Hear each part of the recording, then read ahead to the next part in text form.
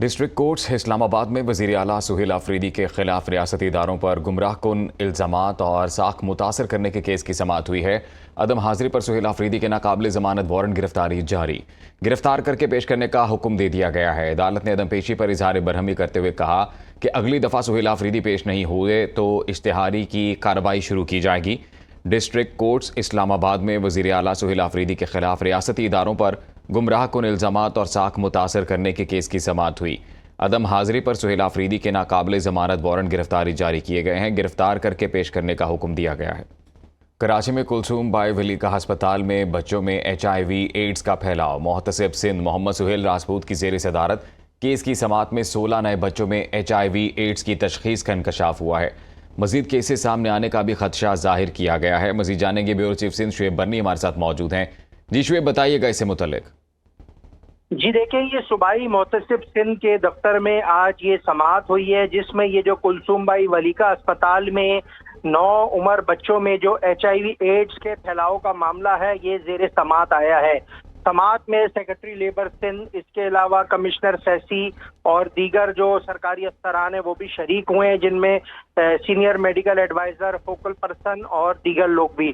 اس اجلاس میں یہ پتہ چلا ہے کہ 16 نئے بچوں میں HIV ایڈز کی تشخیص کا انکشاف ہوا ہے، جو کہ مزید کیسز سامنے آنے کا بھی خدشہ ظاہر کیا گیا ہے۔ اجلاس میں متاثرہ بچوں کے جو ورثاء تھے وہ بھی اسپتال انتظامیہ پہ کافی زیادہ عدم تعاون کی شکایت کر رہے تھے۔ اسپتال میں دواؤں کی عدم دستیابی، اس کے ساتھ ساتھ انتظامیہ کے رویے، علاج کے اخراجات کے بقایا جات کی بروقت فراہمی سے متعلق بھی شکایت انہوں نے درج کروائی ہیں، جبکہ صوبائی محتسب سندھ نے اسپتال میں اسٹاف کی کارکردگی پر اظہار افسوس کرتے ہوئے اس میں معاملے کے کارکردگی پر اظہار افسوس کیا گیا ہے۔ شعیب برنی، بہت شکریہ۔